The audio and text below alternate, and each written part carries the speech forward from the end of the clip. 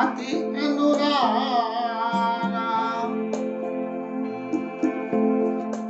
अब इस कथा को शुरू करने में गोस्वामी जी ने सबसे पहले सबसे आगे भरद्वाज ऋषि को चुना और उनका परिचय देते हुए कहा कि भरद्वाज ऋषि बसई प्रयागा। भरद्वाज ऋषि प्रयाग में रहते हैं और तिनई राम पद अति अनुरागा, भगवान राम के चरणों में उनको बहुत प्रेम है। तापस समदम, तपस्या करने में, दमन करने में और दया करने में, निधान है माने खाने उसके, और परमारथ पथ परम सुजाना, और परमार्थ के पद पे परम सुजान है। परमार्थ के पद पे सुजान होने का मतलब ये है कि परमार्थ पद को परमार्थ के सही तरीके से समझना।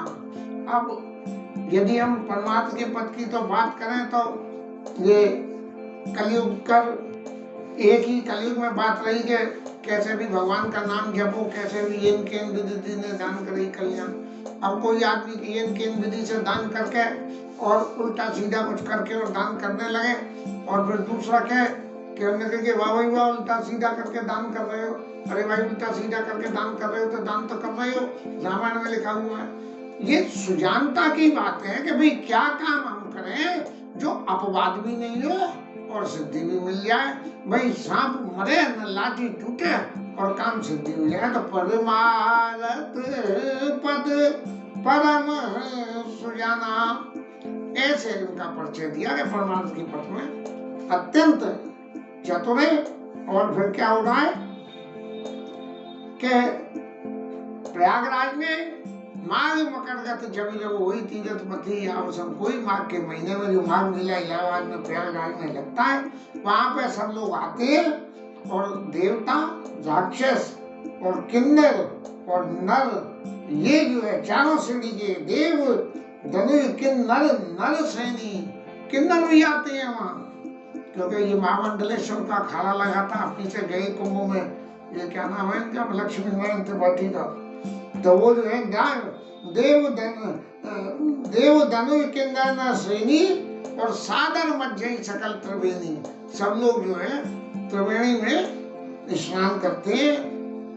ये किन्नरों की प्रक्रिया को देख के मेरे मन में भी कुछ संशय आ रहा था। मैंने कही ये किन्नर और महामंडलेश्वर ये क्या क्या बात है। लेकिन जो धनु के पद पे काम करेगा और एक समाज का प्रतिनिधित्व करेगा तो वो महामंडलेश्वर हो गया। अब वो किन्नर लोगों ने जो कुछ भी करा होगा उसका ब्यौरा तो मेरे पास तो नहीं है, लेकिन कला निश्चित ही पे होगा। जब भी तो समाज ने उनको जो है वहाँ माघ मेले में ये त्रिवेणी स्नान करने की इजाजत दी गई। पूजय माधव पद जल जाता है, क्या करते हैं वो जो है वेणी माधव सरकार की जो है उनके चरणों की पूजा करते हैं त्रिवेणी पे जो है। और परस अक्षय वट हर से गाता, अक्षय वट है वहाँ जो कितने सालों से, और उसको देख के बड़े खुश होते हैं कि देखो कितने साल से ये पेड़ यहाँ खड़ा हुआ है, कौन जमाने का है, भगवान राम के जमाने का। समाजा, ये तीर्थराज प्रयाग की खूबियां बताई गई और वहां पे जो है मुनि और ऋषियों का समाज माघ के महीने में होता है। मज्जन तीर्थ राजा, जो तीर्थराज में स्नान करने के लिए जाते हैं उन लोगों का समाज सब लोग संग बैठते हैं और फिर क्या करते हैं, मज्जई प्रात समेत उठा कई परस पर हरि गुण गा। और सुबह जो है उत्साह के साथ में स्नान करते हैं सुबह, और फिर क्या करते हैं, कहीं परस पर हरि गुण गाता, भगवान के गुणों का परस्पर में, क्या हम कह रहे हैं कि भगवान के बारे में ये कथा और आप क्या कहते हो कथा, आपके तजुर्बे में भगवान का क्या है स्वरूप और क्या नहीं है, इन बातों को कहीं परस्पर हरि गुण गा और ब्रह्म निरूपण धर्म विधि वर्णई तत्व विभाग कोई भगति भगवंत के संयुक्त ज्ञान विराग। ब्रह्म का निरूपण करते हैं आपस में बात करने में, संसारिक बातें नहीं होती है। धर्म विधि, धर्म की विधि क्या होनी चाहिए, धर्म धारण करने के लिए क्या करना चाहिए। शास्त्र तो ये कहते हैं कि धारयते इति धर्मा, जो धारण किया जा सके। अब धारण करने की परिभाषा तो समय के हिसाब से तरह तरह से ही बदलेगी। क्यों कि एक मुझे एक प्रसंग याद आता है, जिस प्रसंग में कोई एक सज्जन कहीं यात्रा में गए और बेचारे भूख प्यास से मरने लगे, नहीं भूख से मरने लगे। तब रास्ते में कोई एक दाता मिल गया जिसने भोजन करा दिया। उन्होंने कही महाराज अब जल और पी लो। तो जल और पीने के नाम पे उन्होंने पूछा कि तेरी जात क्या है, तो बोले मैं फलानी जात का हूँ। तो उन्होंने कही पानी नहीं पीऊंगा। तो वाह महाराज रोटी तो खा ली है, पानी नहीं पियोगे। बोले जब तो प्राण निकल रहे थे, प्राणों की रक्षा के लिए रोटी खाई थी। तो धारयते इति धर्मा, जो समय के हिसाब से धारण किया जा सके। इसी के अपवाद में एक घटना और है।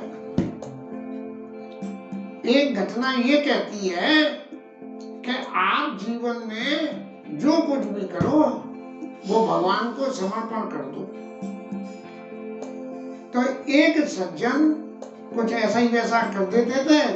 तो उनसे कही महाराज तुम रोज जो है, ये कल तो तुम ये कह के गए, आज ये कह रहे हो, और तुम तो ये बड़ी गलती कर रहे हो, तुम बाकी संग धोखा कर रहे हो और ये कर रहे हो।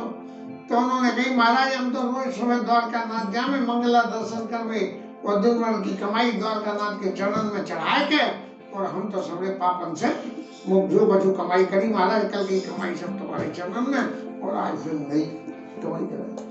अब इन दोनों बातों के विरोधाभास को हम देखें कि एक धारयते इति धर्म के नाम पे ये धर्म धारण कर रहा है और दूसरा ये धर्म धारण कर रहा है। तो ये सब अपवाद है। कैसे? ये ब्रह्म निरूपण धर्म विधि, धर्म किस तरह से करना चाहिए। यदि आपने चित्त में कोई संकल्प लिया है कि इसके हाथ का भोजन नहीं करना है तो नहीं करना है, भले ही प्राण चले जाए। धर्म निरूपण तत्व विधि वर्णई सहित विभाग, इनके कौन कौन से विभाग है, कौन सा काम करना चाहिए, कौन सा नहीं करना चाहिए, कौन सा तो करना चाहिए। और कहा ही भगति भगवंत के, भगवान की भक्ति कैसे करी जाए। अब भक्ति संयुक्त ज्ञान विराग, भगवान की भक्ति करने जाओ और चित्त में वैराग्य नहीं हो तो पैसा ही पैसा दिखे। कैसे कि महाराज मैंने तो जो 3 घंटा बैठ के तुम्हारा नाम जपो, इतनी माला करी है, कछु तो मालचा मान दो महाराज, आज मेरे क्या काम है। संयुक्त ज्ञान विराग, ज्ञान और वैराग्य। यदि खाली ज्ञान है तो वो अपना हित करेगा, और ज्ञान के संग में यदि वैराग्य है तो वो सबका हित करेगा। यही प्रकार भरी माग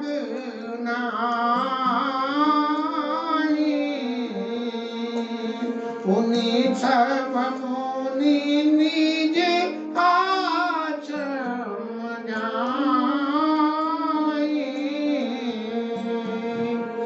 इस प्रकार माघ स्नान करके सब मुनि अपने अपने आश्रमों को चली जाती है। और प्रयागराज में ये उत्सव हर साल होता है। प्रति संवत असह होई आनंदा, मकर मध्य कबू नहीं मोहिंदा, मकर मध्य कबू नहीं मोहिंदा।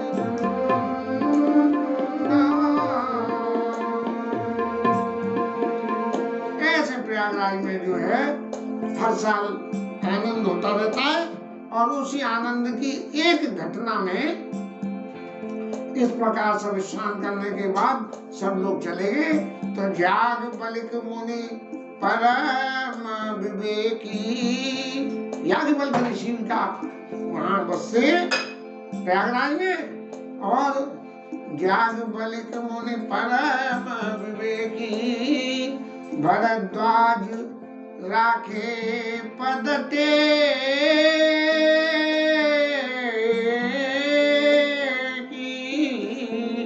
भरद्वाज ऋषि ने याज्ञवल्क्य ऋषि के चरणों में अपना माथा टेक के और ये कहा, सादर चरण सरोज पखारे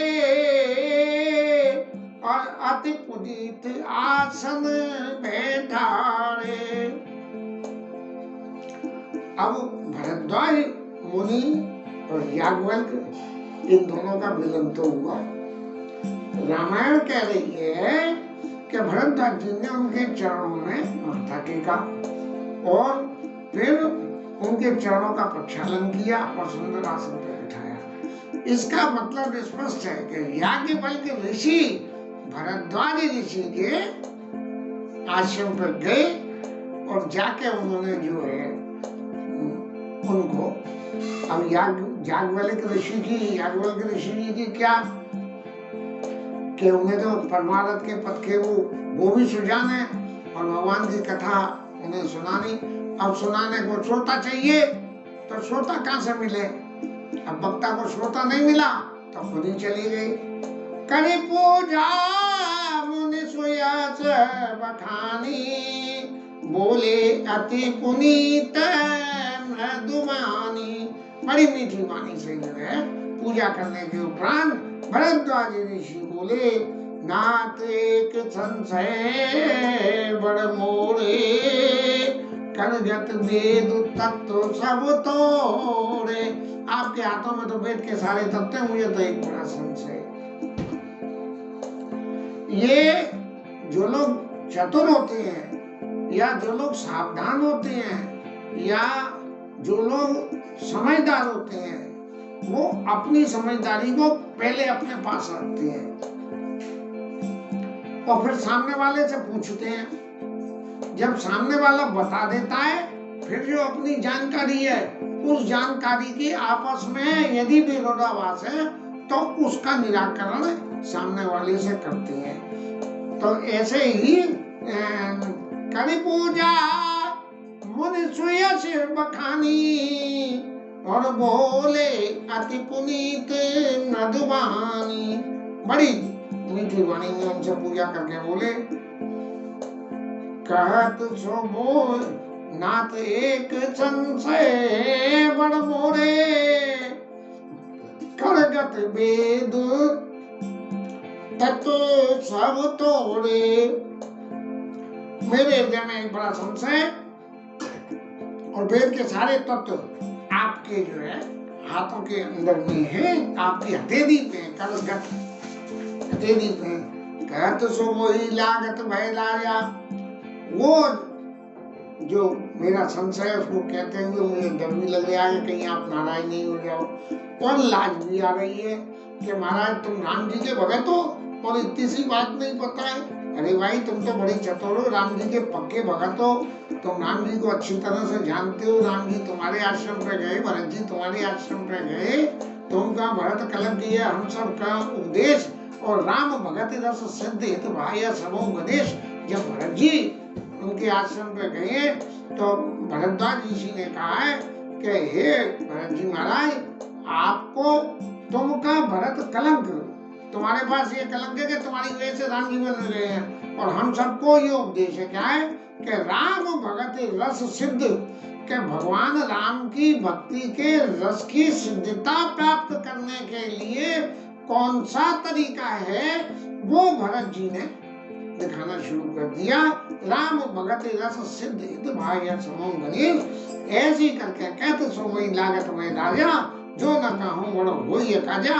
अगर मैं नहीं कहूँ तो बड़ा काज हो जाएगा।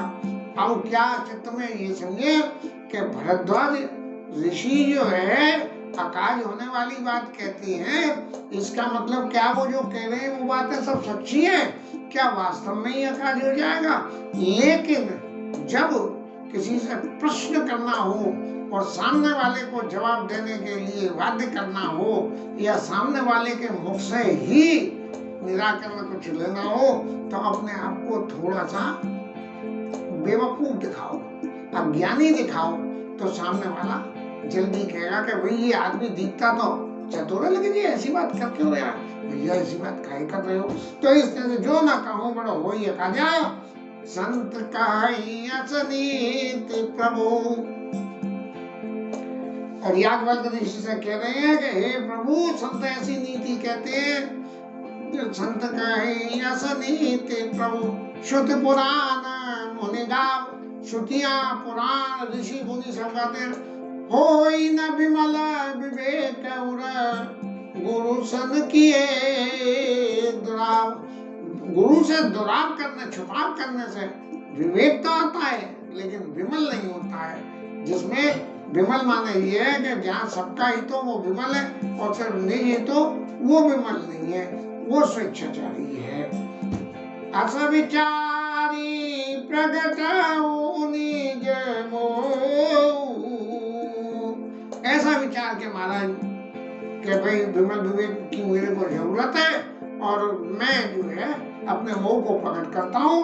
हरऊ नाथ करे जन पर छो, मेरे ऊपर कृपा करके, और आप जो है इसको कहिए मेरे ऊपर कृपा करके, और मेरी शंका का समाधान करिए। राम नाम कर अमित प्रभाव,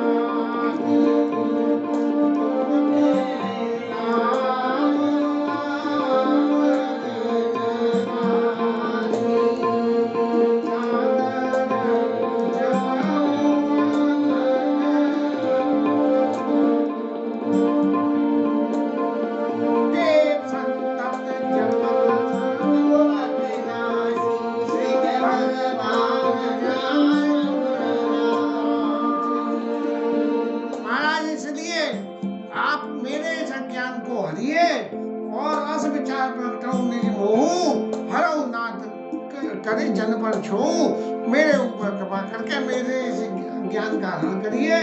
और क्या है कि भगवान राम के नाम का तो अनंत प्रभाव है, इस प्रभाव का कोई अंत ही नहीं है। और श्रुति पुराण उपनिषद गावा, श्रुतियां पुराण और उपनिषद सब लोग इस बात का गान करते हैं कि राम नाम का प्रभाव क्या है। संतत जपत शंभु अविनाशी, शंकर भगवान संतत राम राम राम राम राम राम राम जपते हैं, और शिव भगवान ज्ञान राशि। शंकर जी महाराज प्रत्यक्ष ज्ञान के स्वरूप है, शंकर जी महाराज प्रत्यक्ष ज्ञान के स्वरूप है। इसलिए आकर जीव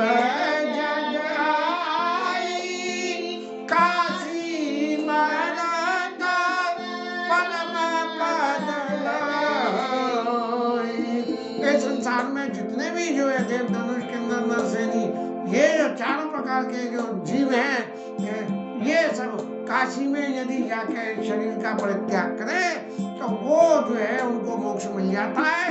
और वो मोक्ष भी शंकर भगवान देते हैं। और उसके देने के पीछे ताकत कौन सी है कि वही भगवान के 100 बिरानु महिमा मुनिराया शिव कर दाया। शंकर जी खुद कहते हैं कि मैंने काशी में आके मरने वालों को जो मैं मोक्ष देता हूँ वो भी भगवान राम के नाम की महिमा है। ऐसा महाराज ये तो प्रश्न दिया, लेकिन अब मेरे इसके प्रश्न के मूल क्या है? राम का बना प्रभु पूछा तो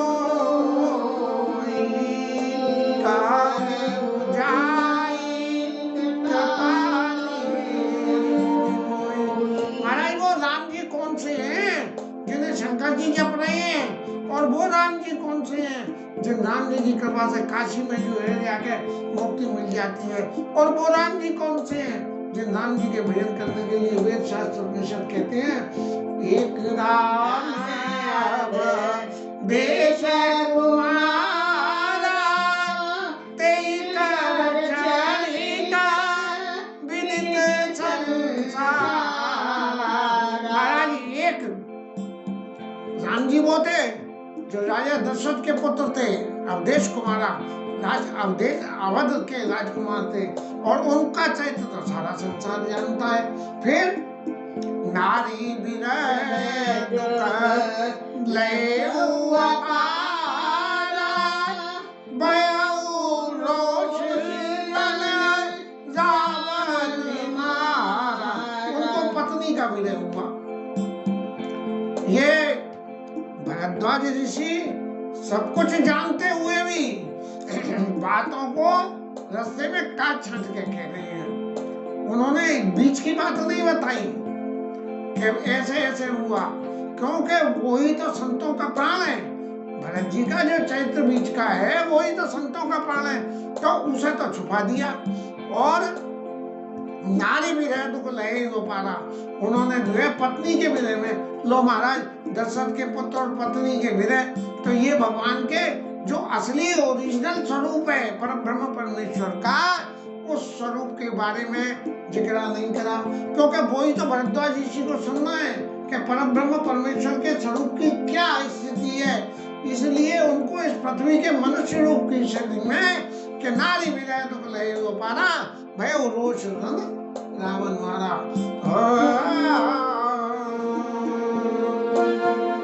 प्रभु सोई राम की अपार जाई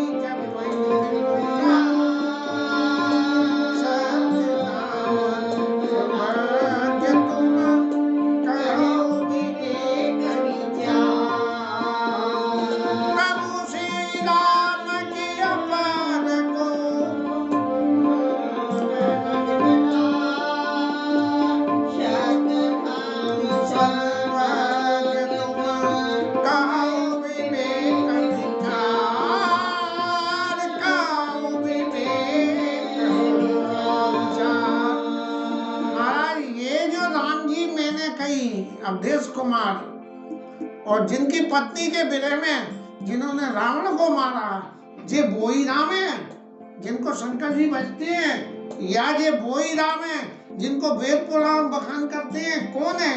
सत्य धाम सर्वज्ञ तुम। महाराज आप तो हमेशा सत्य बोलने वाले हो, और इसलिए कहो विवेक विचार। आप जो विचार के बोलो, वो जो वेद शास्त्रों की बातें उन्हें सीधी मत बोल देना, क्योंकि वो सीधी बोलोगे वो तो हम सब पढ़ चुके हैं, लेकिन हमारी विद्या बुद्धि में कुछ भी ना आई कि वो वेद शास्त्र क्या कह रहे हैं। कहो विवेक विचार, अपने विवेक से विचार करके मेरे को समझाना है। इसके साथ में ये आज की कथा विश्राम और हरि नाम कीर्तन।